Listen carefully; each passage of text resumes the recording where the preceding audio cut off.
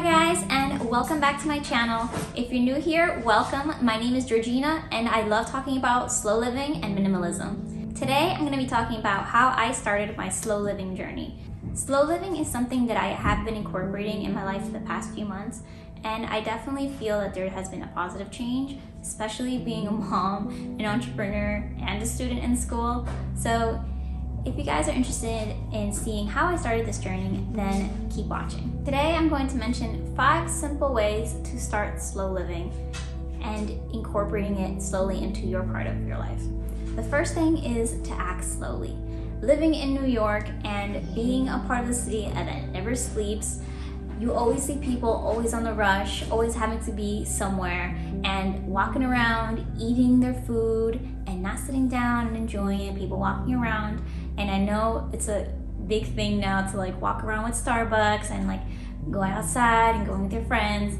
I really believe that taking your time to sit down and enjoy your food and be grateful for your food and being able to sit down with your family or friends and having a cup of coffee or just by yourself in the morning is actually much more beneficial for you mentally and physically. Let's say you're walking around and you're eating, right?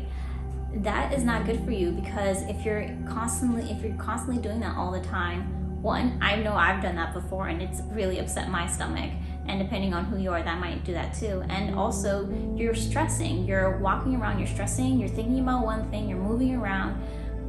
You're not really showing your food the respect that it deserves, especially when there's so many people that wish to be enjoying that delicious meal that you're having, but you're too busy thinking about the next thing that you're not really enjoying what you're intaking. That would probably, and you not enjoying what you're eating, it makes you not even feel like you even ate. You might feel full for like a few seconds and then you'll want to go get something else. So not only does it encourage bad eating habits, but also doesn't allow you to just sit down and eat. And in many cultures, sitting down is a very social event, and it's something that is to do with respect and a sense of community, and it's something that that they sit down and to enjoy. And I'm not a part of those cultures, but I do believe in that philosophy that it should be a sense of not only respecting the food and the person that made it and respecting your body and respecting the fact that you even have food, but also yourself, because doing these things in such a rush, it only takes like 10 minutes to really sit down and eat a meal.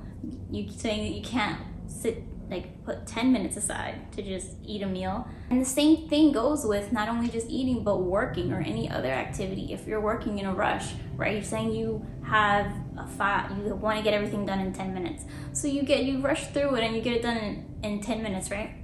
You look through your work, you see that everything you've done is actually incorrect, or there's so many spelling mistakes. Now you have to spend another 20 minutes correcting those 10 minutes you thought would only take you to do. So if you take your time, it would have probably only taken you 15 or 20 minutes rather than 30 or 40 now that you have to go back and correct all those mistakes. So definitely approaching this idea of doing things slowly in your life and not rushing, and not even in eating or activity that you're doing, but even trying to get to a certain point in life, like being in school and you're rushing to graduate, or being working and you're trying to rush to get to a certain promotion.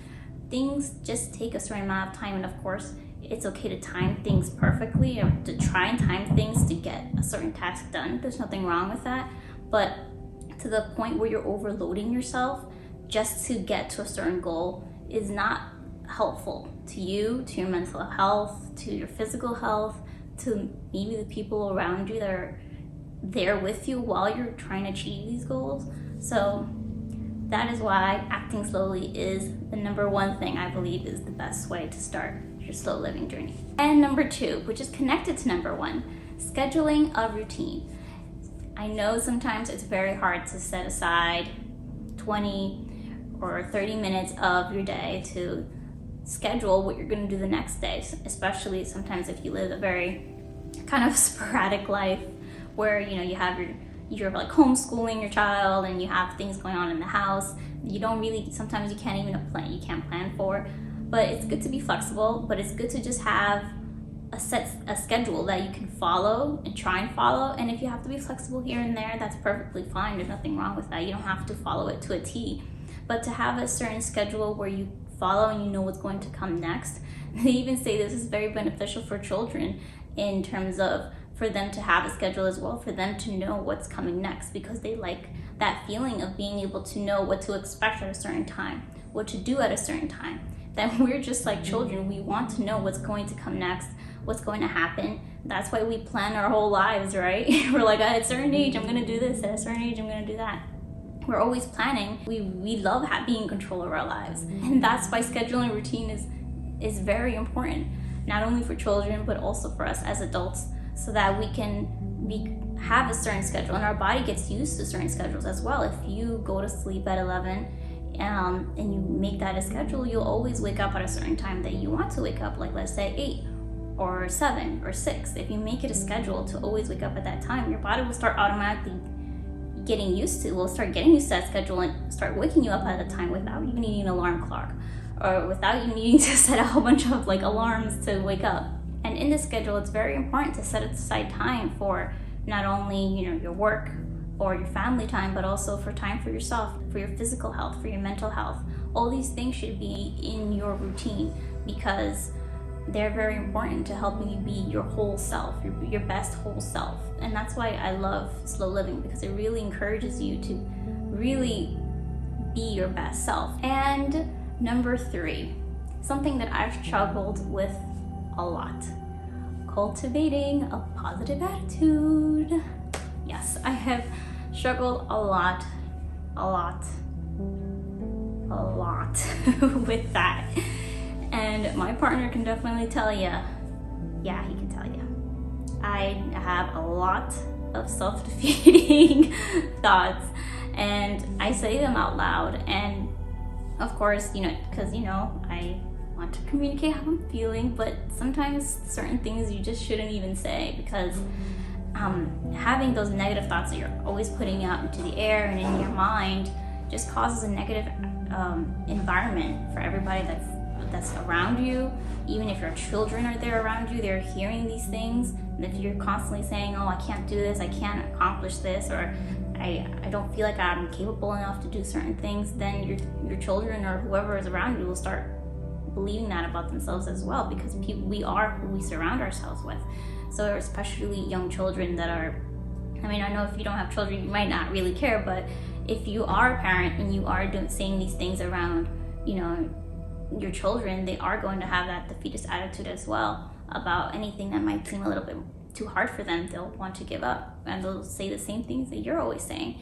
And that's something that I had to really struggle with as well, because I've struggled a lot with being in school, having a lot of negative thoughts and thinking I can't accomplish things, or I'm not smart enough to accomplish these things and to get a good grade and all that kind of stuff. And I don't know, and all the stress of having classes and being a mom and taking care of the house and all that kind of stuff just kind of piles on and makes me have stress and negative attitudes. And I know that a lot of people go through that as well with work and everything else. So having this positive mindset doesn't mean that you're living in a fantasy world or you're living in a world that's not real, but it means that you're thinking of things in a better light, thinking of things in, like, let's say you're going through a certain struggle and thinking, well, this is only temporary and it won't last very long, and it's only to get to a certain point, right? So having a positive attitude about things that you can easily have a negative attitude towards, but just thinking positive about those things, like, I can get through this, I know I can accomplish this if I keep working at it. Always having that mindset about anything you try to do will definitely help you accomplish those goals better, because you're not going to want to, let's say, work or do certain things if you always have a negative mindset about it. Your brain always wants to do things that help it feel good, right?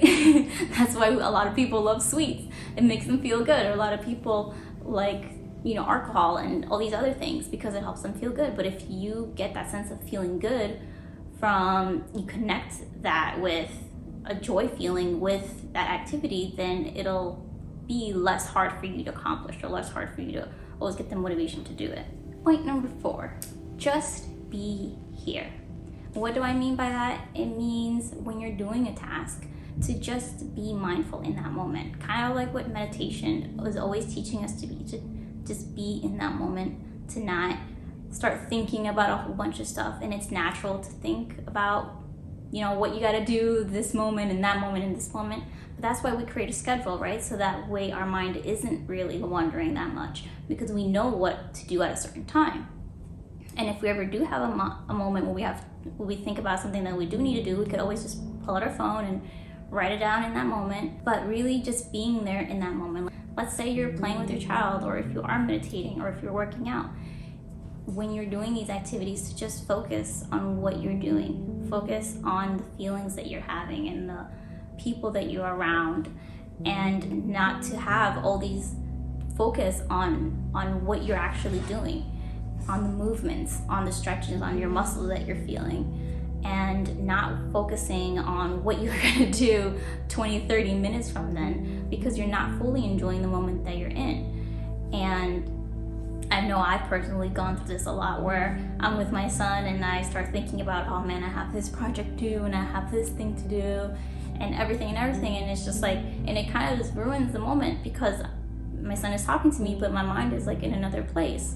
And if you're gonna set that time to be with whoever you're with, or do that activity, try and actually be there with them and not think about all these other things that you have to do. And that's why we set a schedule, so that we know what we're gonna do and we don't have to worry about it. And it's natural, of course, to start wandering, our thoughts to be all over the place, but just acknowledge those thoughts and just focus on what you're doing. Just like, be like, okay, I know I have to do that, and just not go into a big tangent, like, okay, this, that. Like, kind of just push aside push the thought aside and keep doing what you're doing. Because I know as an adult it's very hard, but this is just things that help us and live a better life. And the fifth point, do everything with joy. And that goes back to the third point that I said. That is, I know sometimes we have to do, as adults, we have to do tasks that are menial, like laundry or washing dishes and things like that. But we can always make those moments be filled with joy by maybe having that moment, not just as a laundry moment, but a time maybe you can listen to your favorite podcast, or a moment that you can go on the phone call with like a family member or a friend. And every single time you do laundry, it could be a very happy moment, because you're spending it doing something menial, but not something menial, but doing something fun, something that you actually enjoy, listening to your favorite audiobook or something like that. Always connecting these things that you might not find all enjoyable with something that you do find enjoyable, and it'll make life more filled with joy for you, doing little things like that. I hope you guys enjoyed these 5 points that I mentioned, and hopefully you guys can follow them to start your journey on having a very slow living. And personally, they have helped me a lot, and I'm still on this journey, so I'm still constantly growing and still applying these points in my life constantly, because with life, there's always new things that come our way. So especially in this new year, let's try and have a very positive mindset. Try to just be in the moment, to live slow, enjoy everything enjoy as much as we can every moment that we have and that we are in. And hopefully this will be a wonderful year for you guys. And I'm so happy to have you here with me this year. And I hope to see you guys next time on another wonderful slow living minimalist video. Hope to see you guys soon. Bye.